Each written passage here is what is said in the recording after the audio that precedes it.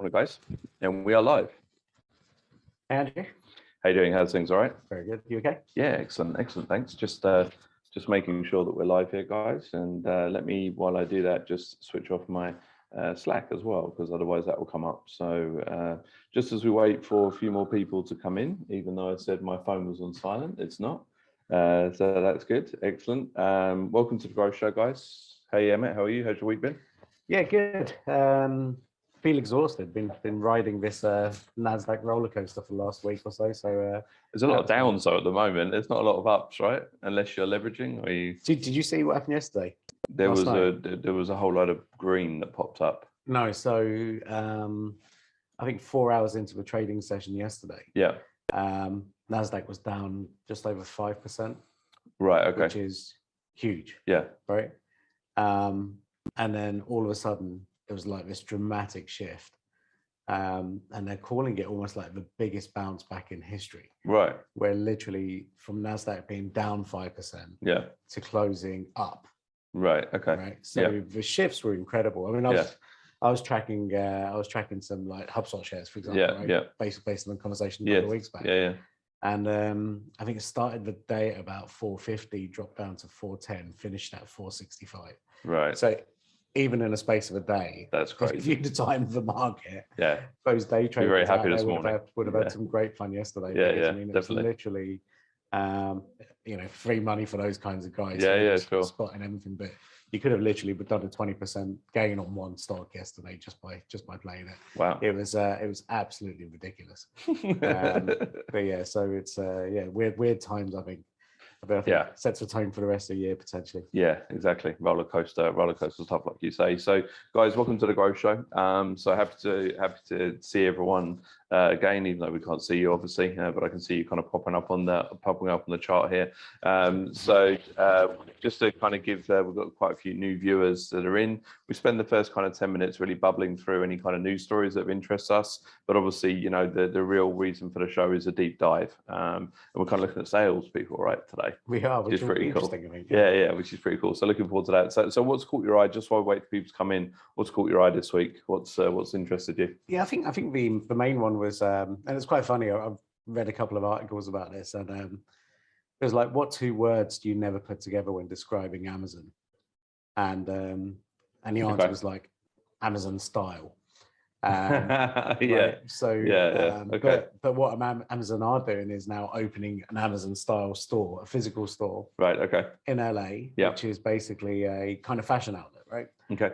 And it's not a small thing. So I think obviously Amazon have been in that kind of physical retail space for a while now with the bookstore, with Whole Foods or whatever it is, the Whole Foods and Whole Foods, and the Amazon Go, right? Amazon Go, that's it, And Amazon Go, I think it was the first time I'd seen that, where you kind of just walk in, pick up your stuff, and then kind of walk out, and all you've done is scanned your little QR code as you walked in. But you kind of look at it and say, well, okay, if they've done that to sort of grocery retail, what could they do to fashion? And they're going to have different sort of Amazon twists in there, right? Okay. But ultimately, what they're trying to do is just really focus on experience. And I think this is, it's interesting. Firstly, I think Bezos, I think whether it's kind of like, okay, I don't even think he's close to, saturating the online market. I think there's like plenty of growth there. But I think the fact that, they are going now into physical stores across different sectors. And also, remember, we spoke about this a couple of years ago, but they're playing into pharmaceuticals, right? That's right, where that might become interesting, where suddenly you start seeing, a lot of kind of Amazon pharmacies popping up. But anyway, I think a couple of kind of things that they're talking about is like, we've all done it. We've taken some clothes, gone into a changing room. Typically, it's too tight as opposed to too loose. Now you've got a little kind of screen in there which basically says, can you just get me a larger size? Right. Which stops you from having to get changed. So there's some cool kind of things in there. And I think there'll definitely be some sort of Amazon nuances, I think, in terms of when they roll this out. Well, they had that Amazon look, right? That mirror, that kind of mirror camera that you was able for the home use. So it's interesting. Actually, on the pharmaceutical, we haven't pulled it up, but Mark Cuban is launching a a kind of generic drugstore online. Okay. In the States to kind of offer those generic drugs at a lower cost point, actually. Yeah. The kind of CVS and Walgreens and stuff like that, and obviously along, I think, directly competing with Amazon ultimately on that. So yeah, that'd be cool. Well, next time we're in LA, then mate, we'll have to go in the store, right? Yeah. It's dangerous. Anytime myself and Amit usually go to a technology store, we come out, kind of a bit poorer. That seems to be the pattern, but hopefully this is just fashion. I was going to say, I'm a bit, I don't know about that. Yeah, I mean, like, I don't think we shop in the same places. We definitely don't. There's definitely, with my pink trainers and my hoodie on this morning, I definitely don't think we shop in the same places. So let's see. They might have something for everything, right? You never know. I just quickie for me caught my eye, and basically it was my son that I found it quite amusing. My son alerted me to this as well, and that was the Microsoft kind of buying Activision. Yeah. So yeah, huge. I think the biggest kind of a buyout in the last 10 years, I think, right? They said it's massive. Yeah, I mean, like, huge. 68 billion. Yeah, all cash deal, by the way. Yeah.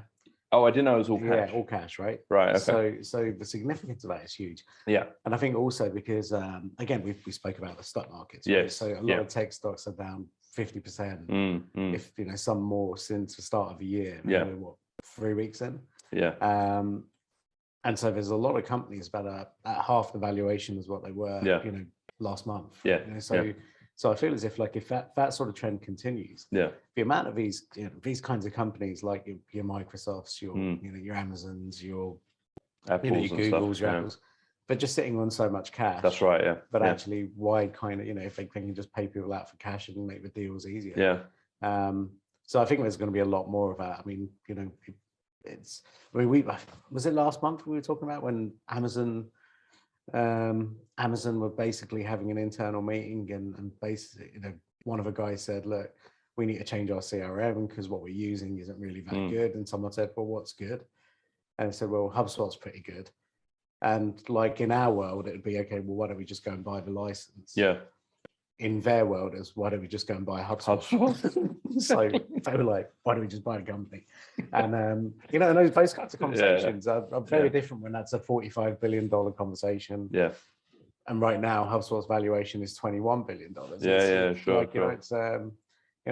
going to be interesting. I just think there's going to be some big shots, some big buyouts. But yeah, I think there's going to be some quick deals on the back. Yeah, like you said, why bother investing? Why not just buy it out? And everything else that comes along with it. Interesting little tidbit that I'd found out only this morning is that they're ex-Atari people at Activision. So I think that's pretty cool. Yeah, that's cool. For those of you out there that know what Atari is, I mean, I had to Google it, but so yeah, it's quite interesting. I had to get you to explain what it was. Yeah, exactly. I had to explain what Atari was.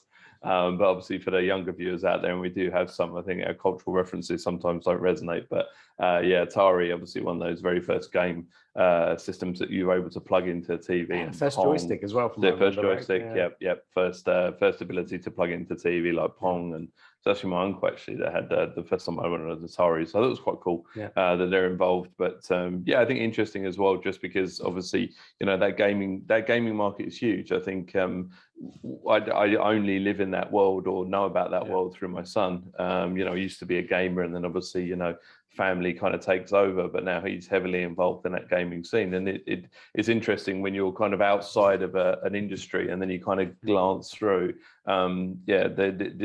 It's a ridiculous $1 billion industry, and it's only growing, right? It's just on the path. So it's just interesting. Anyway, I think guys, we've got we're still having a few people kind of rocking up, but ultimately, obviously, what we want to do here is focus in on, I think, Amit, the kind of topic of the day, right? Yeah. I guess salespeople in the digital world, right? Yeah. And both of us are that, right? Yeah, I guess so. It's really interesting, right? Because we've spoken quite a bit about salespeople and kind of this evolving role and digital sales and all of that kind of stuff. But there's more and more that kind of keeps coming into play here, and lots of research about what the role of a salesperson looks like. 5 years from now, 10 years from now. And I think if we kind of look at it, I think the role of the salesperson has evolved, I think, much more even in the last 2 years. Oh yeah. Right. Yeah. Than it has maybe even in the previous 30. Definitely. Right? Definitely. Yeah. And maybe even longer. Right. So, you know, that kind of sales process was very kind of, you know, similar to what it's always been. Forget about the lead gen and prospecting piece, but ultimately, as soon as a salesperson was involved with a prospect, that process was really similar, right? Yeah. You go and meet them at some point, you know, proposals and, and Yellow, all of that kind of stuff. Yellow Pages days, we were using training manuals from 1920s. Really? Sales.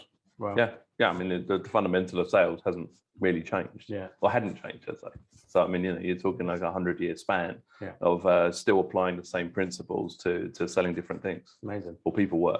And successfully doing it, right? So not you know, kind of what it was kind of why change, right? You know, don't need to fix it when it's not broken. Yeah, and it's funny because I think when we started looking really at the sales piece within our business, I think it was on the back of again a Marcus Sheridan talk. Yes. Where he was talking about zero moment of truth and the role of salespeople in the future. Yeah. Right. Do you remember that?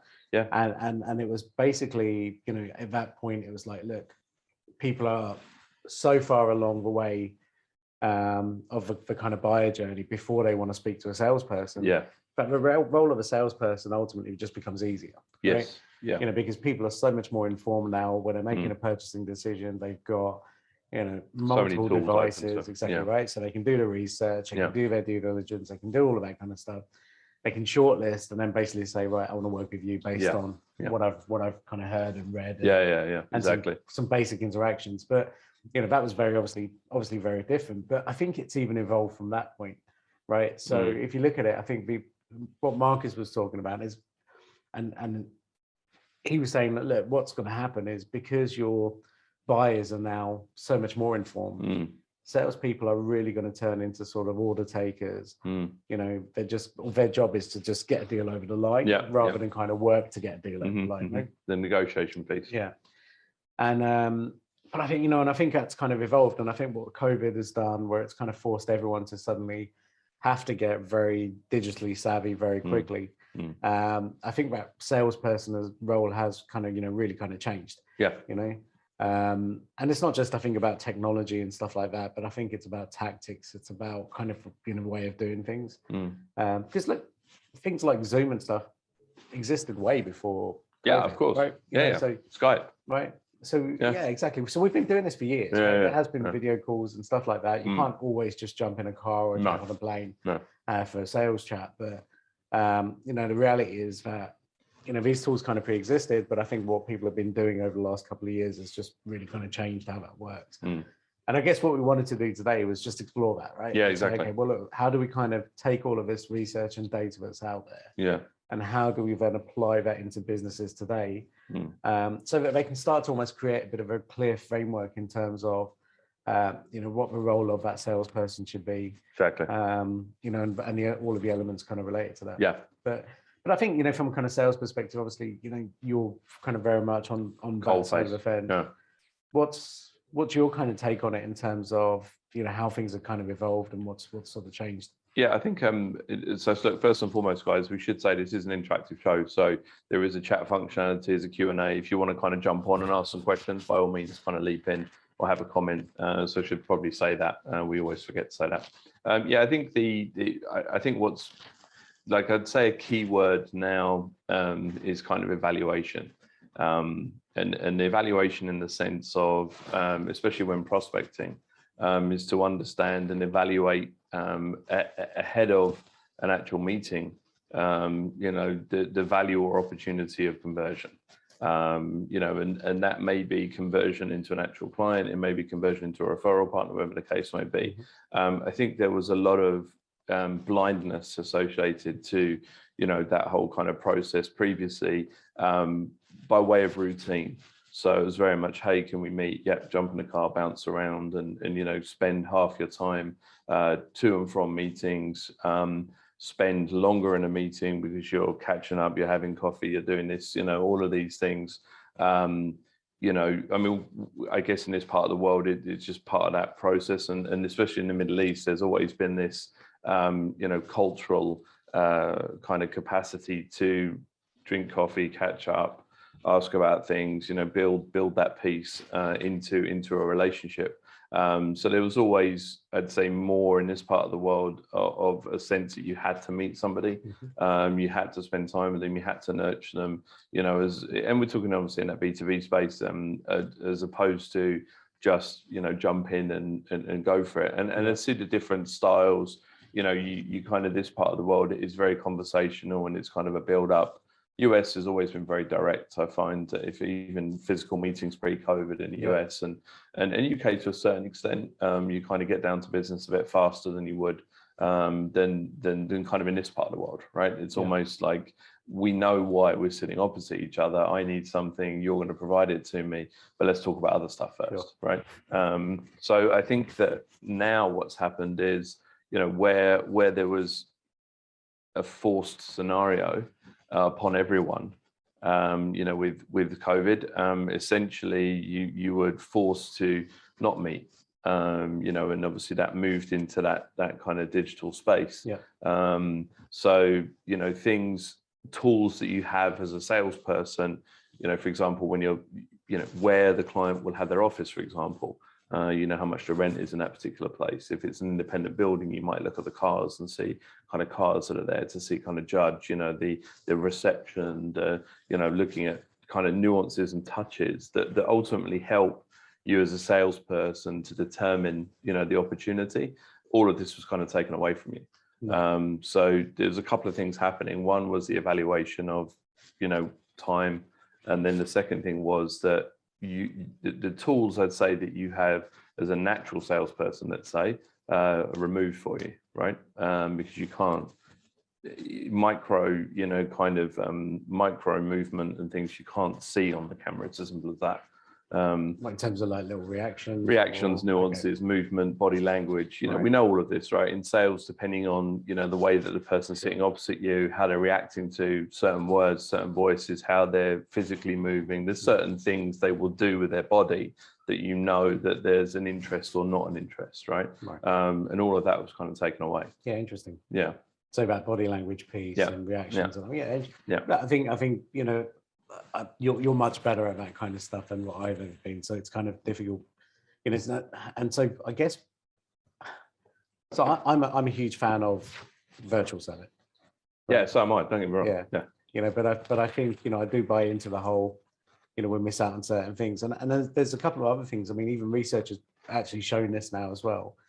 That, and I think we both agree with this, but when you're having a sales call with somebody, it's very much about, what do you need? And this is what we can do. Yeah. Right. Yeah. I think that the opportunity that you have of kind of building relationships just doesn't happen when you're kind of screen to screen. No. Right. Versus when you're sitting, opposite someone having a coffee. Yeah. It was funny. A couple of weeks ago, I went for a meeting, and I knew the meeting would last 10 minutes in terms of getting work done. Yeah. But because we both ordered coffees, we were kind of forced to talk to each other for another 20 minutes more. And it's difficult to transition from that kind of like, I'm focused and I'm wired and I'm there to get my work done and get my calls done and focus on whatever's next. Yeah. Versus you're sitting there and then like all of a sudden, it's like, okay, I need to drink this coffee. Bird your mouth. And it's just awkward now. It's not like what it was before when everyone would just expect, look, irrespective of what needs to be discussed. Half hour, an hour. Yeah, it's an hour meeting. Exactly. Every meeting's a minimum hour, right? Hour, yeah. Whereas, I think we both got into the habit. I think we were having competitions at one point in terms of most number of meetings you can have in a day. And, the ability to have 12 or 13 meetings in a day was just mind blowing. Compared to what we were used to, because it would be not just the hour, but it would be the traffic and all those things. That's it. It's correct. Yeah. But there was one more point that was kind of related to, okay, what else are we losing out on? Yeah. By not having face-to-face interactions. And it was it was interesting because a lot of salespeople turned around and said it's the off the record conversations. Yes. Okay. Yeah. So, and we've both been there, right? Oh, yeah. People have left or someone has left in the room. Yeah. Right. And you're in there, you're having a one-on-one chat and someone says, look, by the way, this person's leaving. This is what's going on. Exactly. There might not be an opportunity now, but leave it with me and we'll see if we can get things worked out in a lot next 3 months. Yeah.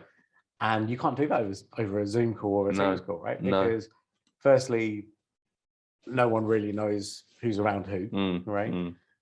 So you lose that almost trust component in there. And then the second piece is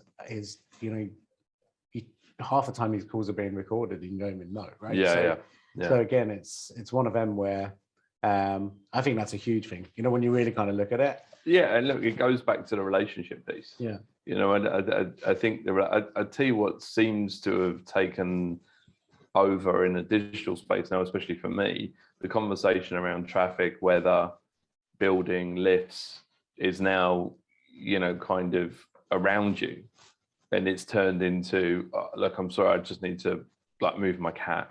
And then you kind of get into a cat conversation, right? And then it's kind of like, it's kind of, oh, sorry, I've got, someone in the background. Oh, my daughter's running. So I think it's quite interesting that icebreakers actually are almost forced upon you now. Yeah. Versus something before, obviously, that you would kind of go in and obviously depending on where you are in the country and I think those are things as well. Yeah, and if you've got a group of people, that's even more difficult. Oh, it's like in a room.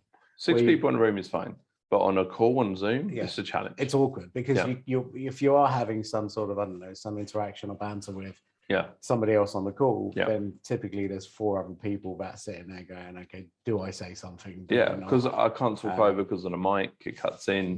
There's definitely challenges there. Yeah, and I think one of the other things is it's always important to understand that it just doesn't work for every industry as well, right? So, again, one of the kind of case studies that we're looking at is, industries like medical technology and stuff like that, right? Where typically, I don't know why, whenever I say that, I always think of Will Smith in that film. What film? His film when he's selling these medical equipment devices, but he's an ace with a Rubik's Cube. Don't know that one. Great film. Serious? Yeah, I don't know what you're talking about. Okay, so anyway, I'm sure people do out there. If you know what it is, you don't even know. I can't remember the name. Anyway, but basically, medical devices and stuff like that. How are you going to sell that over Zoom, right? Yeah. So that's where things like trade shows. That's where the in-person kind of meetings and all of that are essential. And those industries have taken a bit of a nosedive. So there's definitely been an impact. Sales have dropped in those industries, and because I think the thing is when you're showcasing a SaaS platform, and you've got obviously the ability to pull up the screen, share a presentation. That obviously gives you a real chance to sell. But like you said, if you've got a physical product, I go back to the last time I was selling a physical product was about probably around 15, 16 years ago, and it was heavy duty kind of DVD machines and stuff. There's still manufacturing out there, right? So there's still heavy duty manufacturing. There's still a lot of that, and that's something again that is still a bit of a challenge. And I think where that's happened is it's kind of recording videos. It's using what's available to you to kind of showcase what that is. And also, to be fair, now there's the use of 3D modeling.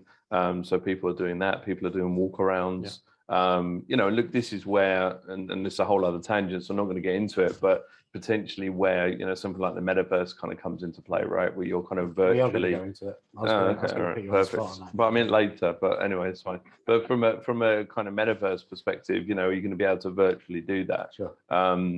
We spoke about the from a sales perspective, and it's something as well that that networking opportunity during COVID was completely removed as well, because it was definitely so obviously there's one when you have an inquiry as an organization that comes in, but as far as prospecting, when you're outbound and you're trying to engage with people, you obviously had to change gears as well, because you couldn't go and meet people and go to events and go to conferences, etc., where you have a natural ability to communicate with each other. Prospecting is horrible, right? I mean, going out there on LinkedIn and kind of trying to make a connection with people, it's brutal, right? Yeah, absolutely. And I think, look, and again, that's where that body language and all of that comes into play. Yeah, totally. I mean, these are really kind of important tools. Thank you to everyone done that. And so, The Pursuit of Happiness, Andrew, is the film. You've never seen The Pursuit of Happiness? No, I haven't. No. It's an incredible film. That's the one with the kid, right? It's a true story. Yeah. Yeah, I haven't seen that. Yeah. Yeah. You haven't seen it? No, I haven't, genuinely. No, it's sad, right? I don't like sad movies. You play sad movies? You watch Star Wars and stuff like that. That's not, no, it's sad. Star Wars isn't sad. Star Wars is inspirational. What's sad is like I'll tell you the last 2 sad movies I watched. Right. E.T. and Turner and Hooch. That was the last sad movie. I don't watch sad movies. Turner and Hooch. Yeah, Turner and Hooch. Turner and Hooch. Okay. Anyway. Spoilers. Hooch dies, right? So that's why it's sad. I don't know if I can say spoilers on a movie that's like 25 years old. I mean, well, even in colour. Okay. Role of the modern salesperson, Andrew. I think this is kind of really important because I'm blown away by what you just said. But I think let's kind of really focus on that now, right? Yeah. So you're building out your sales team right now, right? And so what kind of attributes, how would you almost describe the role now? Because I think that's what's really evolved. Because I don't think it's that case of go out there, network, find your own leads. No. Nurture them, build relationships, and try and close a deal. I think that's all kind of evolved, right? Yeah. So what does that kind of really look like? I think there's still some. I think there's still some traits that will always kind of pull through. So I think the thing is that just because the mechanism for communication now is through a different medium, you still have to have certain traits. But I think the thing is now you have to, before you even meet somebody in person, you have to see how they behave on camera. And to be fair, that very small thing, are they willing to turn on the camera? Are they willing to, kind of engage on a digital platform? How are they set up? Are they presented right? Is it correct lighting? Can you see all of these things? Because these are the things that, are going to help you in that digital space, right? Because this isn't going to go away. Mm-hmm. So we've now determined that you're going to be selling digitally, and obviously, possibly virtually and also in physical presence. So I think there's still, you still got to have that ability to present yourself and kind of be knowledgeable, right? Yeah. From that perspective, I think that the technology piece is now more important than ever. So, I think you have to be familiar. Doesn't matter what you're selling, but you have to be aware of certain tools. Mm-hmm. And that may be something as simple as an organizer for your day. So back in the day, using a physical diary or a Filofax or a whiteboard or whatever the case may be, what is somebody using to organize their time? What are they familiar with? Are they familiar just with like basic calendars? Are they familiar with, their meeting schedules and structure of certain things? So I think that kind of digital and technology piece, there needs to be an understanding of that. Yeah. And it's not a case of I don't get it. It's a case of I use it, right? So that I think is important, and down to kind of building out proposals and understanding that, where I think previously, you may have got away with, especially in this part of the world, just kind of somebody with a great personality, good connections, wasta, what they call it here, ability to connect people. But you're gonna, what you've got is you've got a much younger workforce, and you've got more people coming in with that experience. So they've got to be kind of digitally savvy, right? And the basics, right? Know how to set up, because I think the thing is that, and look, it's just technology, but I've been on calls where, I've spent 5 minutes waiting for somebody to sort out their mic and do this and do that. Oh, I don't know where the camera is. And really, we're like 2 years in. So, I mean, I think there's certain things that you possibly would forgive, previously, but now you're kind of like, no, will they get sorted? So I'd say from a kind of, that the understanding around technology has to be there, right? If you're a salesperson and you don't know what a CRM is and you're not using a CRM in your own time, understand what that is, mm-hmm. And build that out for yourself, because as we know, there's CRMs out there that are free.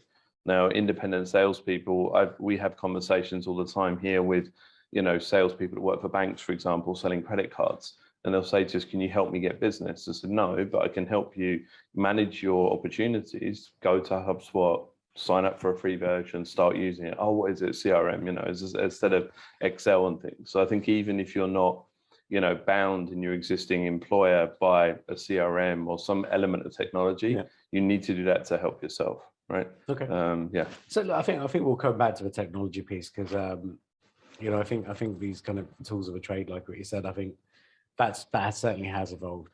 And I think we need more help than we've potentially ever had, right? Because the opportunities to, present in person now are limited, right? Yeah.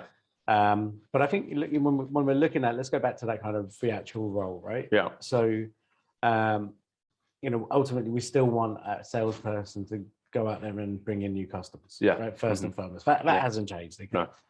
No. But I think how that's done is slightly different, right? So do you feel as if, your salespeople today need to be more sort of consultative rather than just, people who can follow a script and a process? Yeah, I think the knowledgeable piece comes into play there. I mean, that consultative selling is part of the evolution, as you mentioned there previously, of buyers now, know a lot about, by the time they're kind of sitting opposite you, they've done their own research, they're kind of, very focused and understand a lot of the time the requirement. Now they want to understand how what you have fits their requirement or how you can kind of personalize that. And that's obviously where that consultative piece comes into play.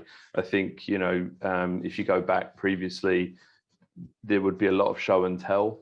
So you'd walk up to a meeting, and you'd spend the first 15 minutes talking about yourself. I think that's an absolute waste of time. For you and your prospects. What needs to be, kind of understood is their requirement. And ultimately, obviously, that is more of that consultative piece. So, there's been many situations where I've walked in and said, okay, can you tell us, have you got a deck to present? No, zero. It's discovery. Let's find out more about you. And look, I think one of the things actually I would say with that consultative piece and technology is there is now, I'd say, more an openness to have multiple meetings, because previously, obviously, if you are jumping in the car, driving downtown, you're burning through the best part of 3 hours, you almost want to get as much as you can get done in that meeting, versus a follow-up and a follow-up and a follow-up. With the online space, you do have the ability to have more of a consultative approach, because it's no hardship saying, can we jump, we'll prepare something and jump on a course, take you through this in 2 days time or 3 days time, right? So I think I'd say where digital has helped. It's allowed you to kind of pull through more of that consultative approach, right? Because there's not a kind of, right, we've got an hour, let's do this, blah, blah, blah, right? Now you've got the opportunity, I think, or openness and willingness from the other party as well, because I think one of the things that I'd say as well from that piece is, bear in mind, from a meetings perspective, there's a lot of people that hate their job, absolutely hate their job, and actually the highlight of their day used to be the salesperson coming in, having a coffee with them, they get an hour respite, right? So there was meetings for meeting's sake, right? I think now, obviously, in that digital space, you can kind of plant a 15-minute, 20-minute, 30-minute conversation, and you can get a hell of a lot more done in like 3 30-minute sessions instead of an hour sitting opposite each other. Okay. And so I think what we're saying this is that it's about really kind of salespeople now really kind of driving more value. Yeah. Right. Rather than just being focused on the kill, right? The sale. Yeah. Look, that's always going to be a challenge. I mean, I think the thing is, the consultative approach allows you to explore, the real opportunity with the prospect. There's always going to be a challenge, because at the end of the day, that sales manager, sales director still wants sales now. Starting in some industries where they realize and appreciate there's a longer sales burn, there's challenges and they're more open to understanding those challenges. You got a more forgiving environment. I think obviously that's better, and that long-term prospecting is valuable, right? But yeah, I mean, that consultative approach just allows you to explore what else is kind of available, right? Yeah. Okay. I think with that though, there's been a shift, and I think this is really interesting, and one to sort of, I think one that's certainly sort of changed over time. But I remember, like those face-to-face meetings, you walk into a boardroom, and then you've got basically the buyers on one side, and you've got the sellers on the other side. Yeah.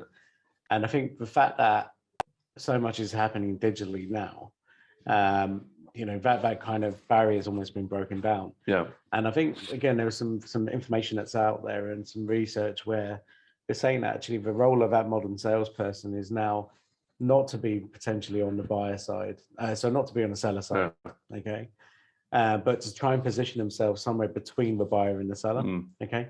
So almost say, look, I'm your guy, or go in terms of, look, this is my job here is to make sure that you get exactly what you need. Yeah. These are the guys that are going to deliver it. But by doing so, what they're doing is really kind of building more trust with a client. And by building more trust, you're increasing your chances of making the sale. But I felt that was like an interesting shift because I think, so much of sales is trust, right? And I think if you have got someone who is, kind of seemingly got your very best interests at heart and has the ability then to sort of, connect with the right people from the seller side of it, I think the salesperson there, the smart salesperson, really positions them in a good way there, right? It's and I think that's really interesting because I don't think it was like that 2 years ago. No. Whereas I feel as if it's almost much easier to do that right now. Yeah. Because we've got that kind of digital hybrid model. There's a certain relationship that's been built in, perhaps even before a physical meeting, right? A face-to-face meeting. Yeah. But I think that's something to keep in mind. Yeah, I think also for a lot of people that they can be a bit braver online, and brave in the sense of, actually, I'm not sure about that. Let me check back.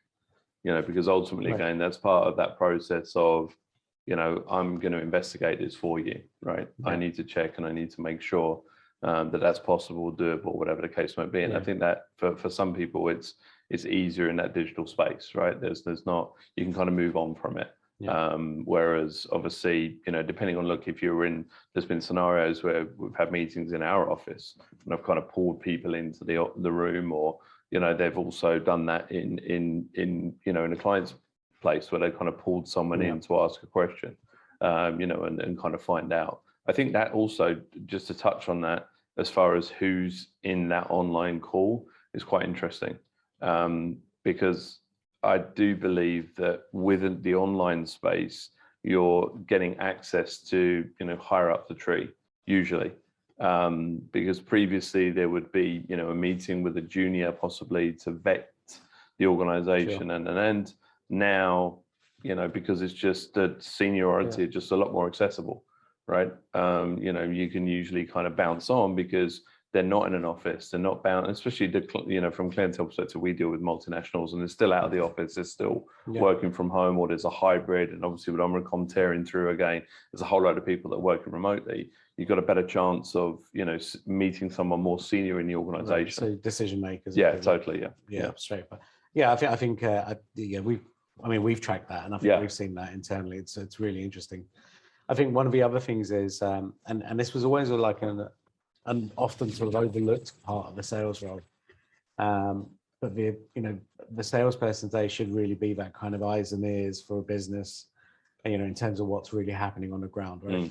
Because typically what you have is, you imagine you've maybe got senior management who are sitting in offices, you've got the marketing team sitting in offices. Yeah. And the only people that are really kind of out there seeing exactly what's going on are the salespeople, right? And, and we obviously, we kind of realized this very early on, but actually, if we kind of understood the kinds of questions that salespeople were getting asked, that can potentially help us to sort of predict what people were thinking, whether there are any kind of trends or shifts related to that. But I think even right now, it's, Dubai's a very interesting place in the sense of, I think we get a gist for how busy a week's going to be based on the number of cars that are on the road at any given time, 100%. Right?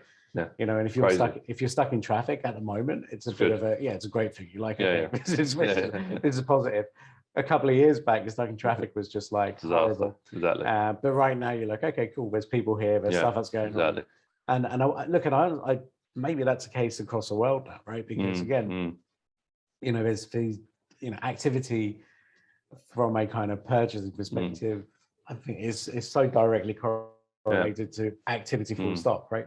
If there's people out there doing things will happen. Yeah, it was interesting actually. There's a large retail store here locally called Spinneys, which is like your like I guess your Sainsbury's or Waitrose or and then like Publix or whatever, and Target and Walmart in the States. But they had a head of retail on there, and he was saying that how their business has changed and their footfall has changed, where people are working, remotely, right? Because and we've obviously just had a weekend shift here as well.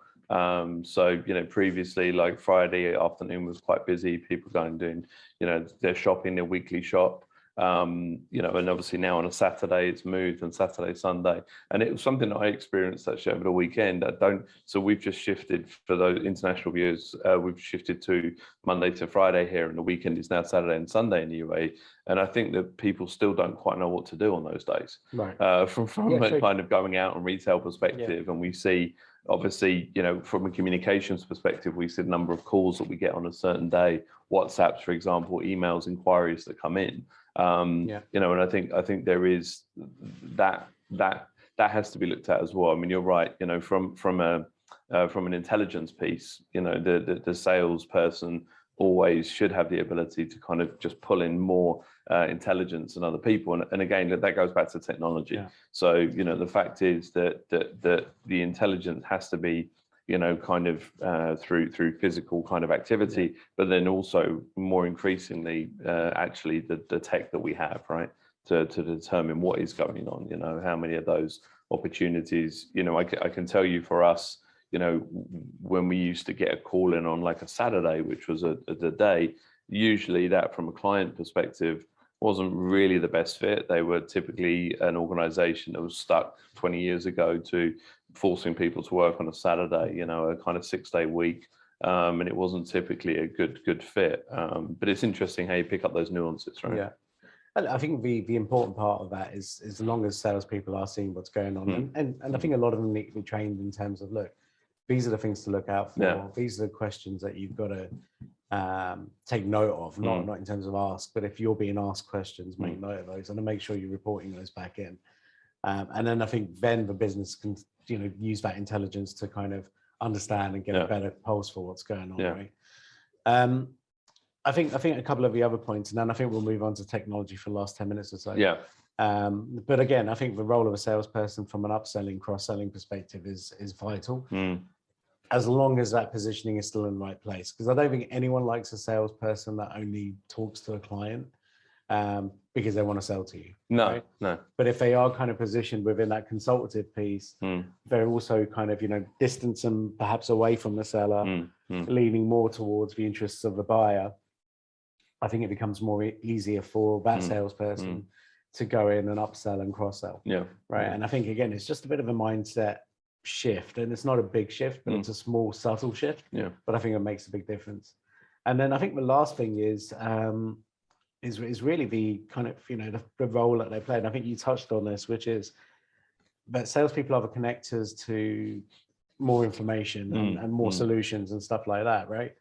So they don't, I think that expectation of, okay, you need to know everything, I don't think is there. No. And I think anyone that pretends to know everything is probably, doing themselves and the buyer a disservice. But what is happening more and more of, and again, we're seeing this internally, we're reading about it, HubSpot are telling us stuff like this as well, is that there's just a lot more conversations where, salespeople say, look, let us go away, let us kind of research this, think about this, and then we'll come back with something that makes sense. I wonder, I mean, I think the challenge, I guess, at the moment is people seem to have more time to research. So I think that's part and parcel of it as well. So between, meetings and breaks, they're online, there's people spending more time with these devices, right?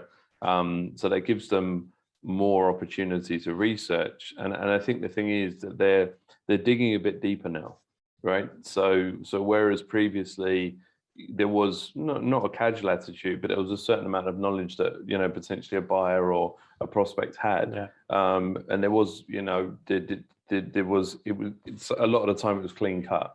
Now what we're seeing is because, people have done more research, they're asking different questions, and again, some of those questions cannot be answered.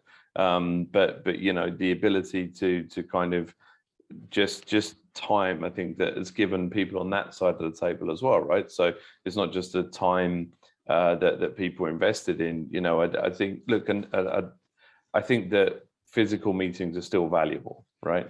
But I think it's part of that relationship building, as you mentioned there. It's part of, you know, kind of building a connection, right? You know, we know that when we did an event, we had a whole load of clients that came down that we'd never met before. You know, it was the first time we'd actually kind of seen them. And for me, it's always about the height. That's what's weird. You think someone's tall, and then you meet them and they're like down here. It's really bizarre because everyone's the same height on camera, right? That's the amusing thing. Everyone's the same height. So, but yeah, I think there's still a place for those physical meetings to take place. And, you know, when it comes to, you know, travel and obviously going for, you know, and a lot of people that we know in our circle did a hell of a lot of regional travel pre-COVID. That's kind of almost disappeared, right?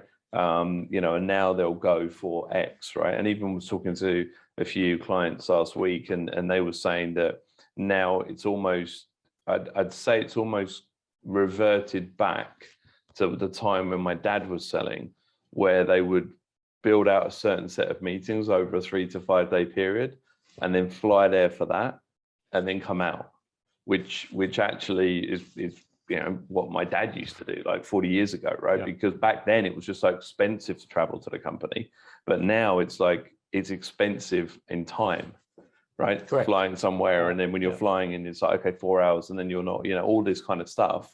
And if you're flying to states, like we do a lot, you know, jet lag and all these kinds of other things that key in. What's interesting with that is the fact that, you know, it's almost reverted back. So you really have to evaluate that meeting, and you have to evaluate, you know, is this gonna make financial sense, right? Yeah, absolutely. Makes totally right. I think, Andrew, we've got 10 minutes. And we will try and finish early, so if people have got sort of meetings on the hour, they've got time to make themselves back to back. Let's just finish on the tools, and I think the best way of potentially doing this is again relating it back to the sales funnel. We're talking about salespeople. But the new kind of tools of a trade, I think you mentioned at the very top of the funnel is just having a CRM or your basics in place.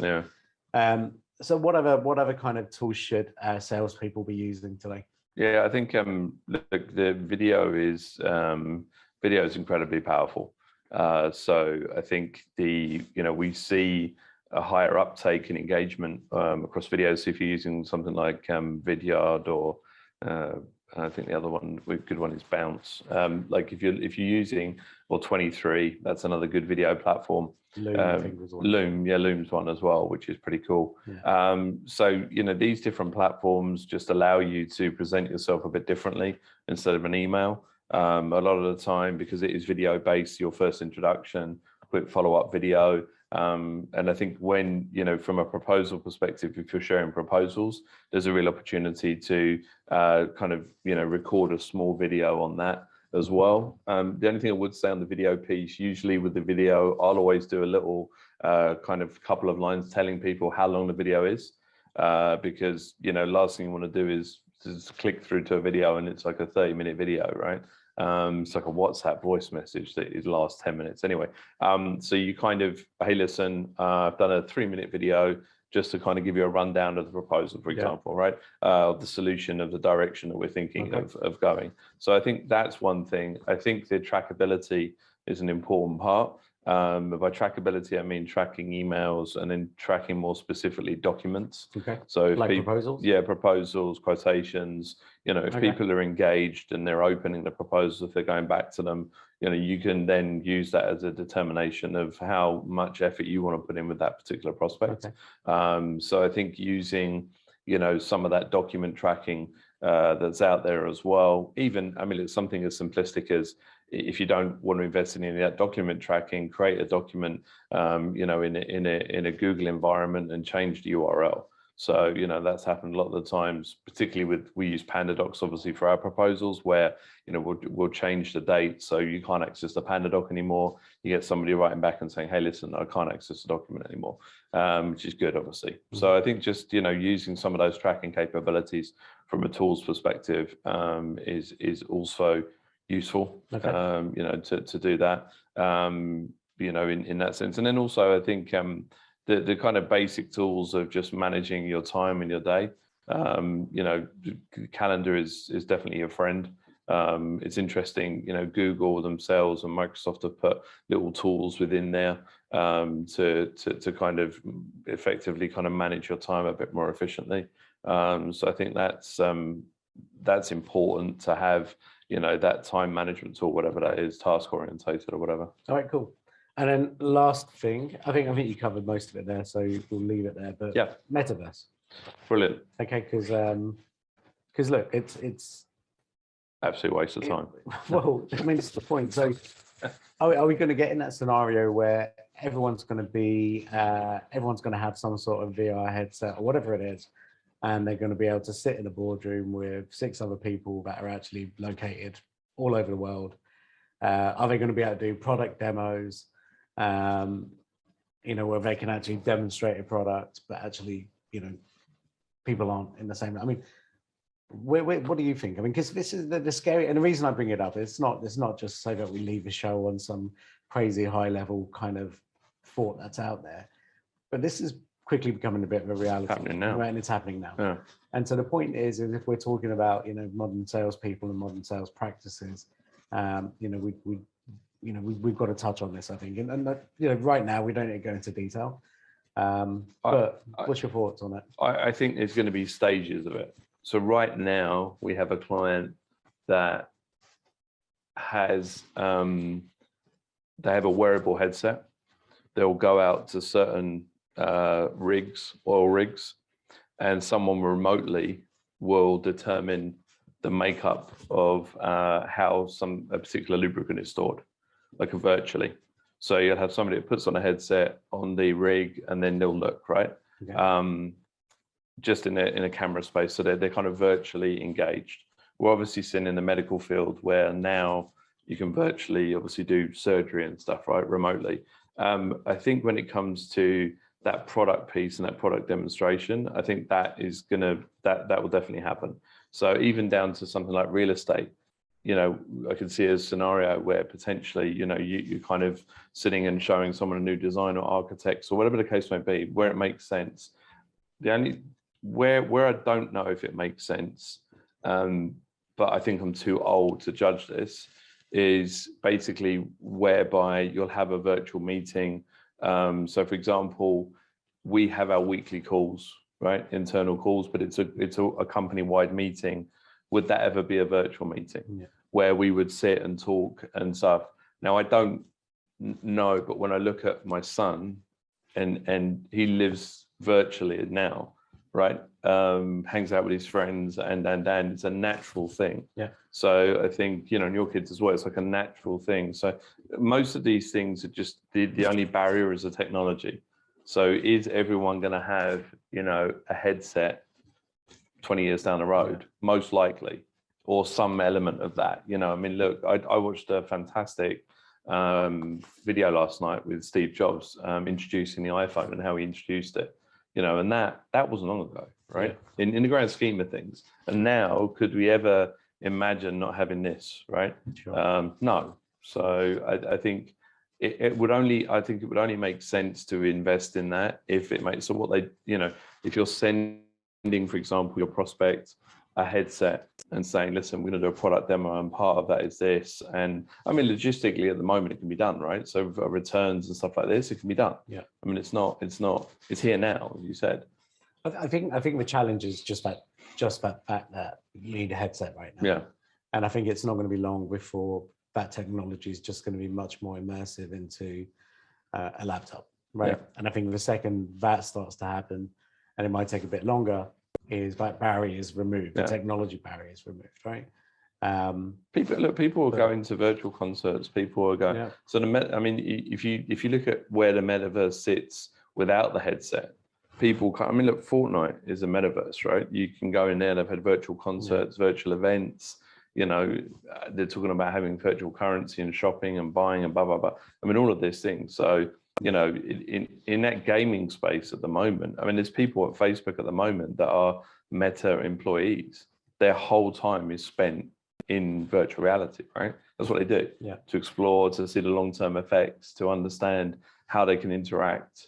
You know, and I think the thing is for a lot of people as well, that metaverse, like people with like crippling anxiety, agoraphobia, all this kind of stuff, right? There's a whole host of people that this is like breakthrough, you know, people with disabilities. I mean, this is really, you know, I think some of that stuff we don't really, you know, kind of look at in our part of the world, but when we kind of look at US and Europe, it's huge, right? There's a whole world open to. So previously, you know, if you weren't able to demonstrate something physically, you know, because of whatever reason, now you have the ability to do that, right? So I think that's where there's going to be opportunity. That's where there's going to be exploration on it. Yeah. No, I think it's definitely exciting, and I think we've got a lot of change ahead for sure. Cool. Let's leave it there, Andrew. Good stuff.